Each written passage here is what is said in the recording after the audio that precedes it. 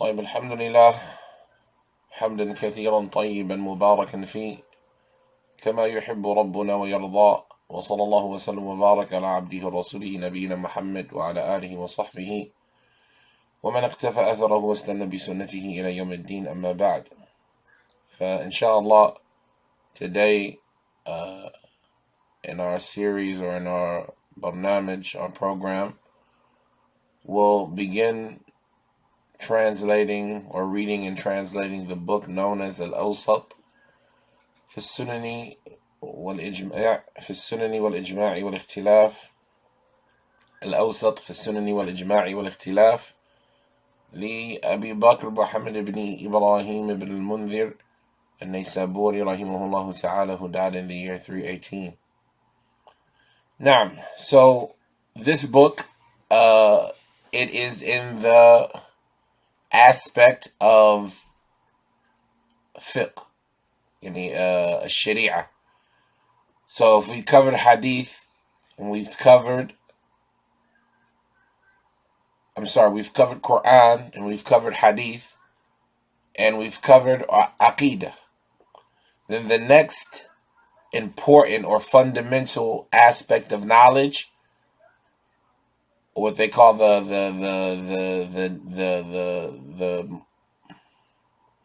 ulum al-ghaya, the fields of purpose, the ones that have they're learned for their own sake. They are the goal, right? As opposed to ulum al-ala, the sciences that are learned to supplement these fields. So when we talk about ulum al-ghaya, the sciences that are learned for their own sake, they are the goal. Then, like we say, you have Quran and Sunnah and Aqidah, obviously, and fiqh. Fiqh al-akbar wa fiqh al-asghar. Aqidah, fiqh al-akbar, and al-sharia or al-shara'i, yani fiqh al-asghar, the major and the minor fiqh. Now, so if we've covered tafsir, the Quran, in the book that we mentioned, al-Mawsu'ah لتفسير المأثور أو موسوعة التفسير المأثور, the encyclopedia for the tafsir that is ma'thur or transmitted, and we've covered what we're going to cover in hadith in the book known as al-Musannaf libn Abi Shaybah rahimahullah, and we covered, or we're going to cover, aqidah in the book known as Sharh Usul al-I'tiqad Ahl al-Sunnah wal-Jama'ah, the explanation of the fundamentals of the aqidah of Ahl al-Sunnah wal-Jama'ah.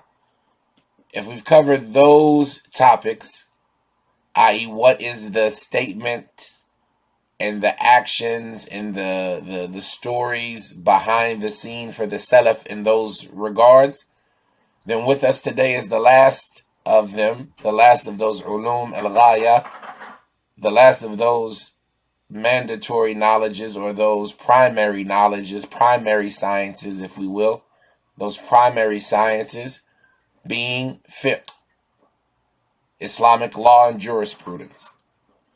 And we said there's going to be some overlap between it and hadith, because obviously, and Quran for that matter, because hadith or Quran and hadith, they are the foundation for our Islamic law. Quran, hadith, and the minhaj or the fahm of the Salaf, the Sahaba. And so we're going to see some of that having repetition here in this book. The difference being is that the primary objective of this book is to discuss the issues, as the book is entitled, Al-Awsat, a medium-sized book, fi sunan, regarding Islamic law, the narrations that pertain to Islamic law, wal ijma', and the consensus, what there is agreement about between the scholars, wal ikhtilaf, and what there is disagreement about between the scholars. And so this book, its main focus is on comparative Islamic jurisprudence, taking the different schools of thought, the different madhahib, and presenting them all in one place, compared to each other, and mentioning what each group responds, with to the views of the other in order to try to arrive at a predominant view or a more accurate view of the jurisprudence. And that's different than the books of narration, the books of hadith, because their goal is just to present the information. And so like in the Musannaf of Ibn Abi Shayba, his goal is just to present, excuse me, to just present the information for each topic, for each side. To discuss it is not his agenda. And likewise, he covers more than just Islamic law in the Musannaf of Ibn Abi Shayba.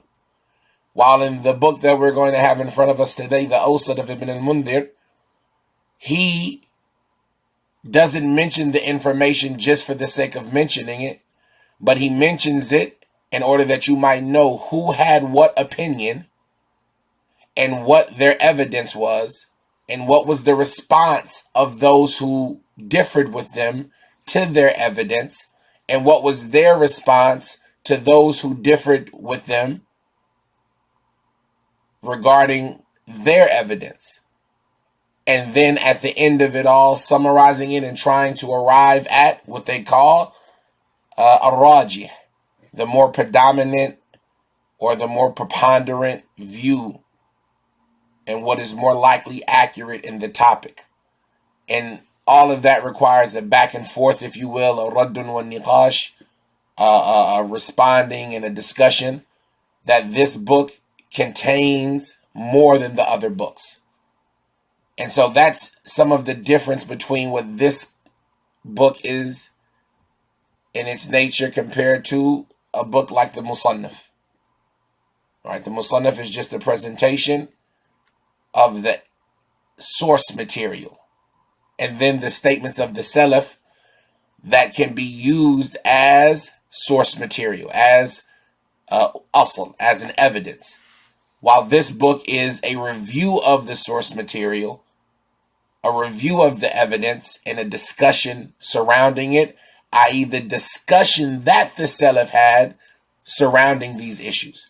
So he'll bring us who said what and how they acted and who held what opinion, etc. And in all of these series, as we mentioned, it's all to familiarize us with the position of the Salaf in these issues. And so this book is a great book. We'll talk a little bit about it after the author's introduction, or should I say after the author's biography. And likewise, the biography of the author here is short. We'll just continue to read from Siyar A'lam al-Nubala by Al-Imam al-Dhahabi, the biography of the author. And it's only half of a page, maybe a page.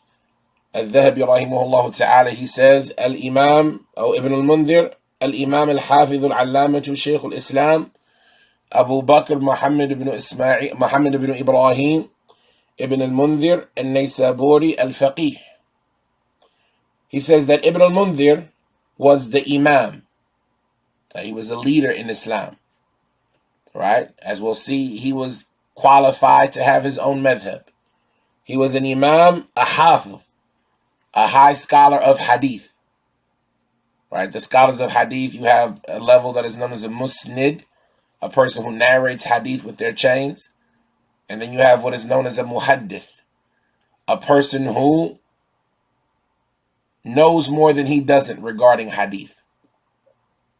And he narrates Hadith with their chain in addition to understanding their meanings,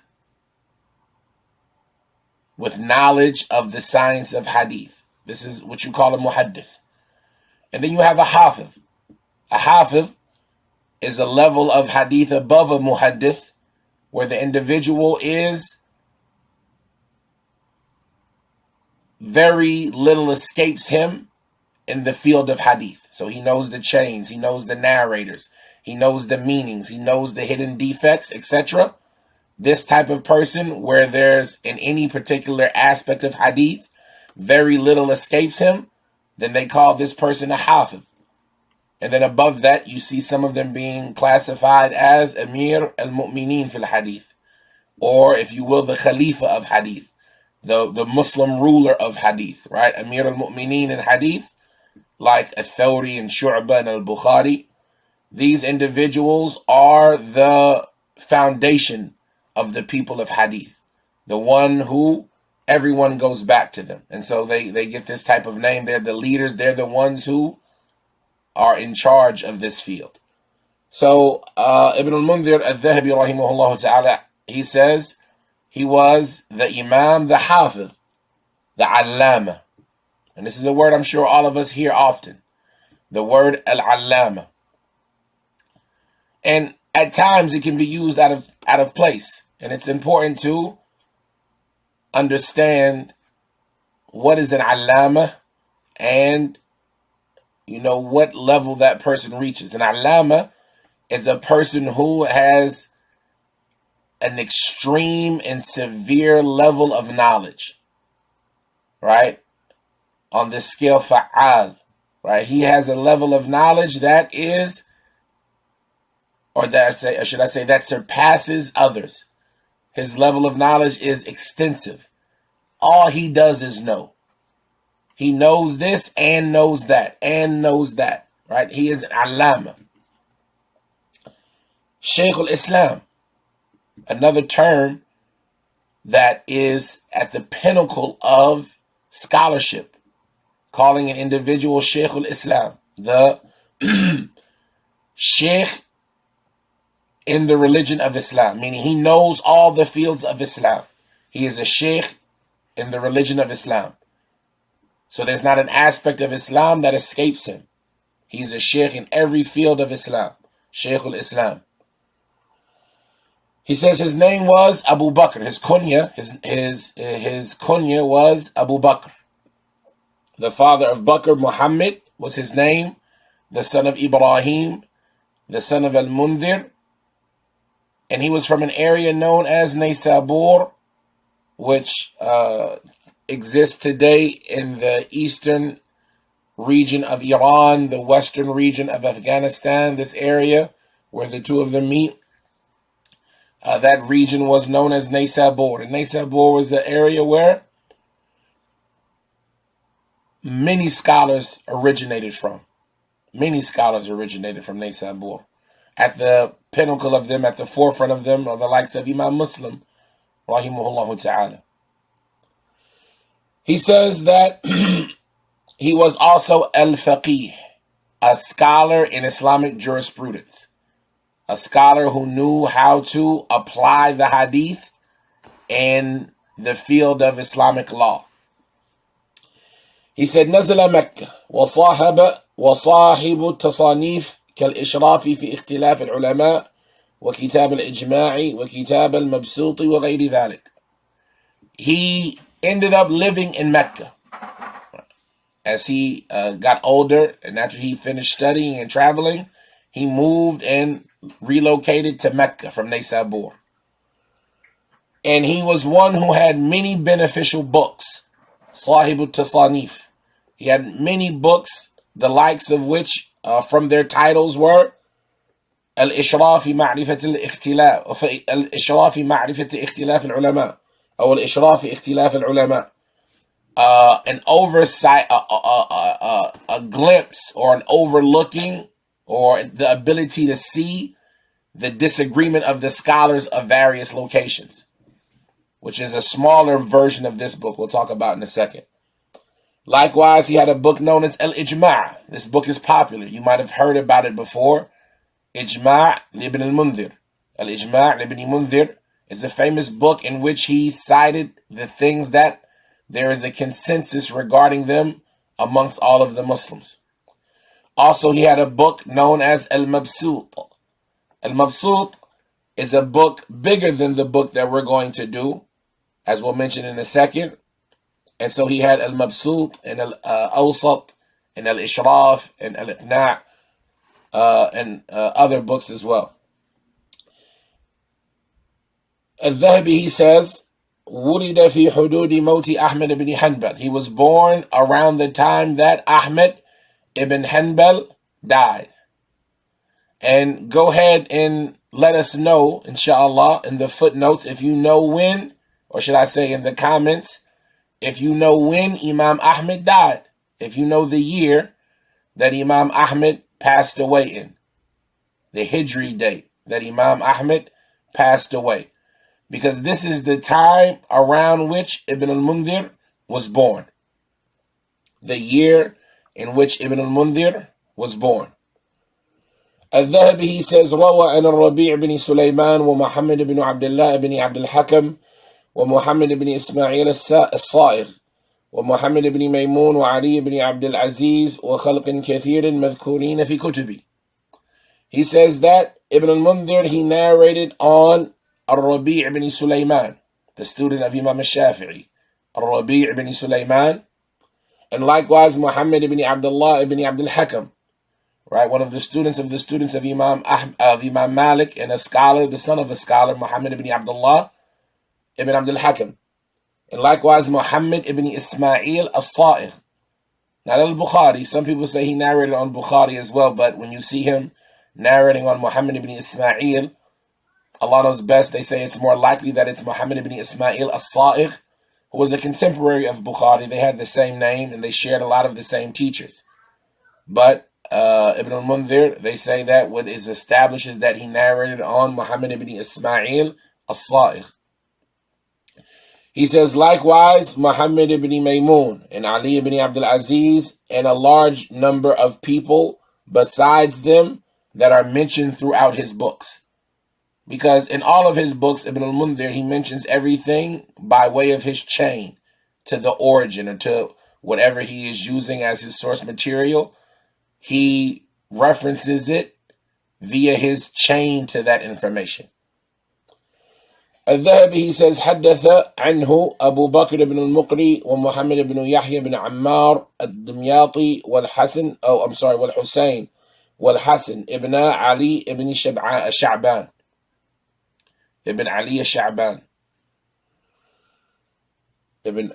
He says that he narrated on Ibn al-Mundhir, the people that were his students, from his students were Abu Bakr ibn al-Muqri and Muhammad ibn Yahya ibn Ammar and al-Dimyati and al-Hussein and al-Hasan, the two children of Ali ibn Sha'ban. He says, ولم يذكره الحاكم في تاريخه نسيه ولا هو في تاريخ بغداد ولا تاريخ دمشق فإنه ما دخلها. He says that Imam al-Hakim, he didn't mention him in his book, The History of Naysabur. Imam al-Hakim, the famous scholar who wrote the book al-Mustadrak, he has a book about the city where he was from, the history of the city where he was from.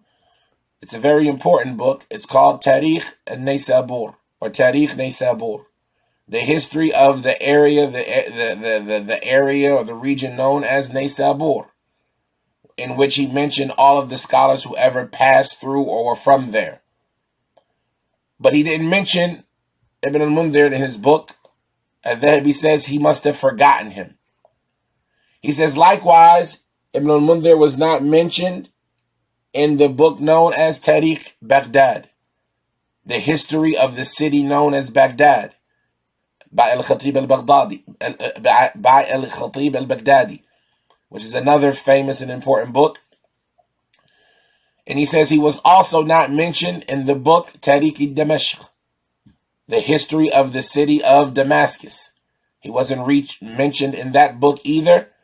And he says al-Dhahabi, because he never entered into those places. He never made it to Baghdad or to Damascus. Al-Dhahabi, he says, وَعِدَادُهُ فِي الْفُقَهَاءِ الشَّافِعِيَّةِ. He is considered to be from the scholars of the Shafi'i school of thought.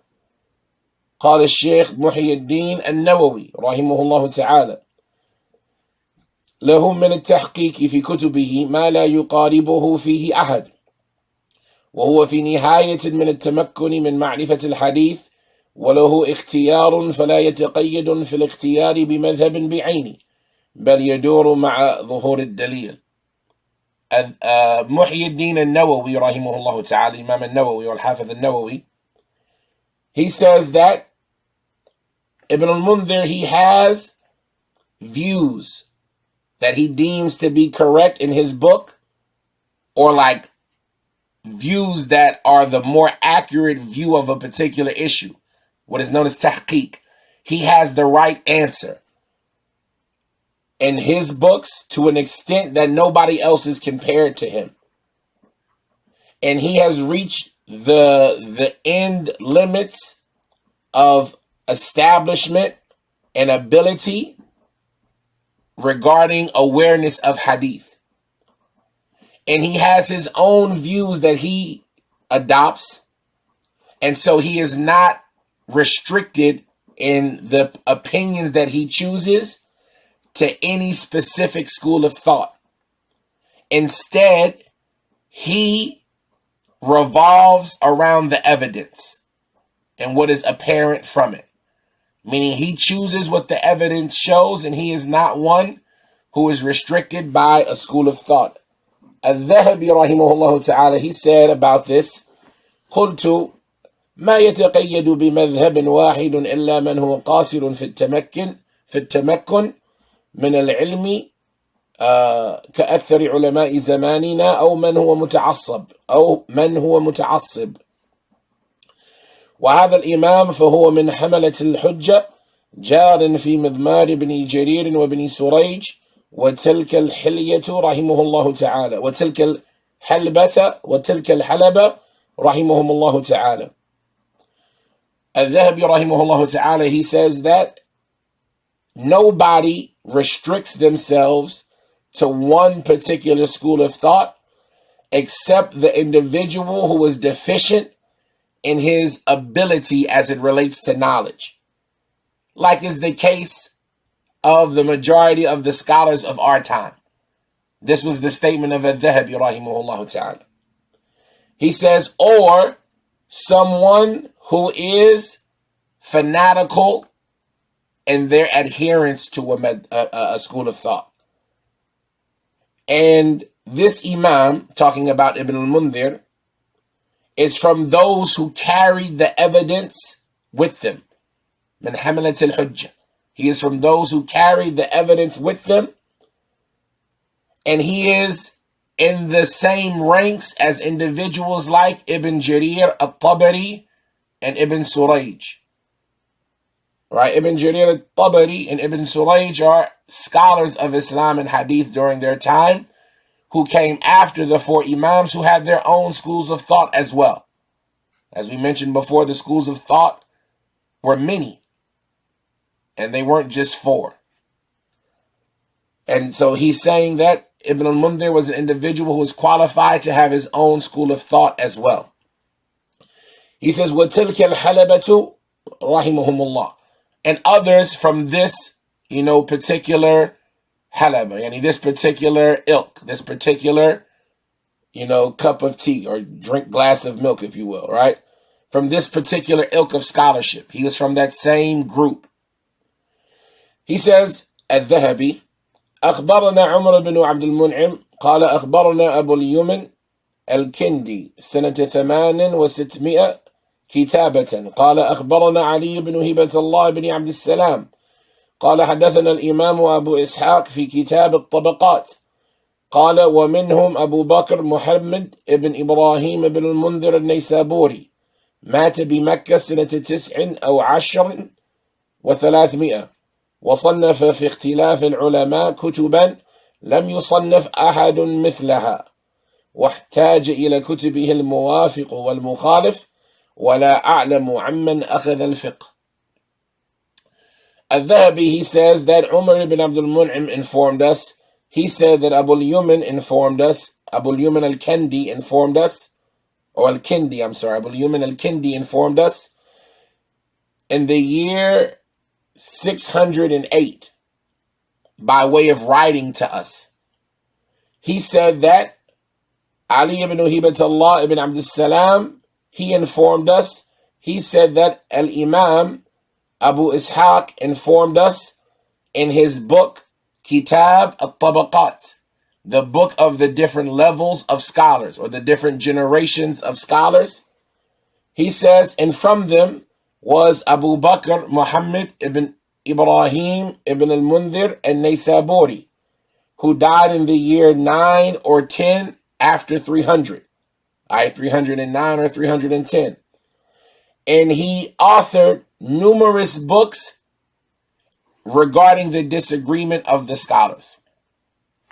I say, Ibn al-Mundhir rahimahullah, he wrote a series of books regarding the statements of the scholars and the opinion of the Salaf, or this comparative fiqh. So he wrote a book known as al-Mabsut, which has been lost. We don't have it anymore. We haven't been able to find copies of it. And then he summarized from the book al-Mabsut, where he would mention all of the evidence and all of the statements, a smaller book. He summarized from that book a smaller book. And that book also is lost. Instead, that book, some people disagree. Is it another book or is it this book? The book that we have in front of us, Al-Awsat. Then from the book that he summarized, or independently writing, he wrote another book known as Al-Awsat, which is the book that we have in front of us. And even the book that we have in front of us, sections of it are lost. So for example, we don't have anything from Kitab as-Siyam, from the book of fasting, and things after it in this book. And then from this book, he summarized it into another book known as Al-Ishraf. And Al-Ishraf, instead of mentioning the narrations and the chains to the people who held the opinion, he just mentions the people who held the opinion without mentioning the chains. And then he has another book, if I'm not mistaken, called Al-Iqna', in which it's a summarization of the book Al-Ishraf. And so we see that he wrote a series of books regarding the disagreement of the scholars, or this comparative fiqh. Likewise, he has a book that we mentioned in the consensus, Kitab al-Ijma'. When you combine all of those things up, he's done a great service in preserving the fiqh of the Salaf, or the knowledge of the Salaf in Islamic jurisprudence. Abu Ishaq, he goes on to say, he wrote a series of books in the disagreement of the scholars that nobody else has written anything like them. And the people who agree with him, as well as those who disagree with him, are all in need of his books. And I don't know who he learned Islamic law from. That is the end of the statement of Abu Ishaq. Al-Dhahabi rahimahullah ta'ala, he says, قلت قد أخذ عن أصحاب الإمام الشافعي وما ذكره الشيخ أبو إسحاق من وفاته فهو على التوهم، وإلا فقد سمع منه ابن عمار في سنة 16 أو في سنة 16 و300. وأرخ الإمام أبو الحسن بن قطان الفاسي وفاته في سنة 18. Al-Dhahabi, he says, I say, indeed, Ibn al-Mundhir, he learned Islamic law from the students of Ash-Shafi'i. As we mentioned, from his teachers was Rabi' ibn Sulaiman, the famous teacher of Imam al-Shafi'i. The famous student of Imam al-Shafi'i. And likewise, Muhammad ibn Abdullah ibn Abdul Hakam, from the students of Imam Malik.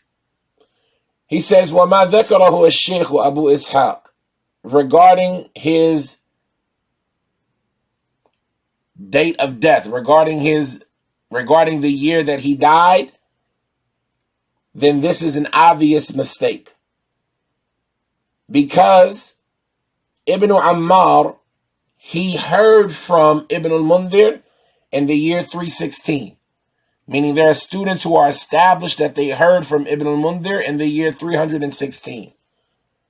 And Al-Imam Abu al-Hasan ibn Qattan al-Fasi, he dated his death as 318. And this is what we mentioned to begin with, that Ibn al-Mundhir, he died in the year 318. Al-Dhahabi, he closes it off by mentioning a narration. He says, أخبرنا جماعة إذنا and Aisha بنت معمر أو بنت معمر وقال أحمد بن محمد العلائي قال أخبرنا إسحاق بن أبي بكر قال أخبرنا يوسف بن خليل قال أخبرنا المؤيد بن الأخوة قال أخبرنا سعيد بن أبي رجاء قال أخبرنا أبو طاهر أحمد بن محمود ومنصور بن الحسين قال أخبرنا أبو بكر محمد بن إبراهيم قال أخبرنا محمد بن إبراهيم بن المنذر فقيه مكة قال حدثنا محمد بن ميمون قال حدثنا عبد الله بن يحيى البرلسي عن حيوة بن شريح عن ابن عجلان عن أبي زناد عن الأعرج عن أبي هريرة رضي الله تعالى عنه عن النبي صلى الله عليه وسلم أنه قال من جر لنفسه شيئا ليقتلها فإنما يجعلها في النار ومن طعن نفسه بشيء فإنما يطعنها في النار ومن اقتحم فإنما يقتحم في النار. غريب. ولابن المنذر تفسير كبير في 14 مجلدة يقضي له بالإمامة في العلم تأويل أيضا. Al-Dhahabi closes it off by saying that a large group of scholars have informed us by way of giving us permission to narrate on them on the authority of Aisha, the daughter of Ma'mar. And then he mentions a transition. He says, as well, Ahmed ibn Muhammad al-Allai, he informed us. He said that Ishaq ibn Abi Bakr informed us. He said that Yusuf ibn Khalil informed us. He said that Mu'ayyid ibn al-Ukhuwa informed us. Him and Aisha, the two of them, they informed us on Sa'id ibn Abi Raja, who said that Abu Tahir, Ahmed ibn Mahmud informed us, who said that Muhammad ibn Ibrahim, who said that Ahmed ibn Mahmud, Abu Tahir, Ahmed ibn Mahmud, and Mansur ibn al-Hussein, the two of them informed us. They said that Abu Bakr, Muhammad ibn Ibrahim informed us. He said that Muhammad ibn Ibrahim ibn al-Mundhir informed us, and he was the scholar of Islamic law in Mecca. He said that Muhammad ibn Maymun narrated to us. He said that Abdullah ibn Yahya al-Burullusi narrated to us about Haywa ibn Shurayh, about Ibn Ajlan,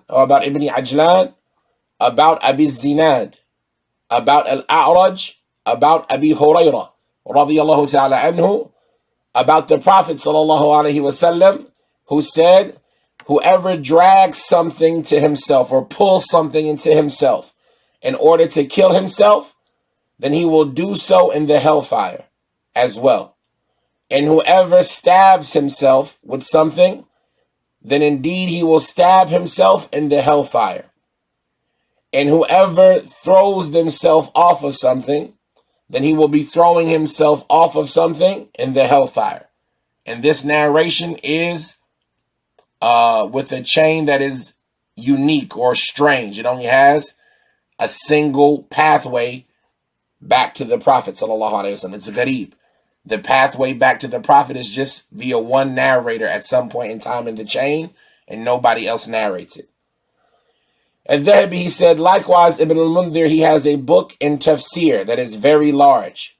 It's in about 18 volumes that proves his scholarship and his leadership in the field of explaining the Quran as well. And alhamdulillah, some of that tafsir, it remains today. It's been printed, a portion of it, that an individual can benefit from as well. And like this, we would have finished the introduction to all of the books that we're going to cover in this series, as we said, in tafsir, Tafsir al-Mawsu'at al-Tafsir al-Ma'thur, which was compiled by a lijna or a panel of scholars and students in the current time, where they compiled the statement of the Salaf regarding every ayah.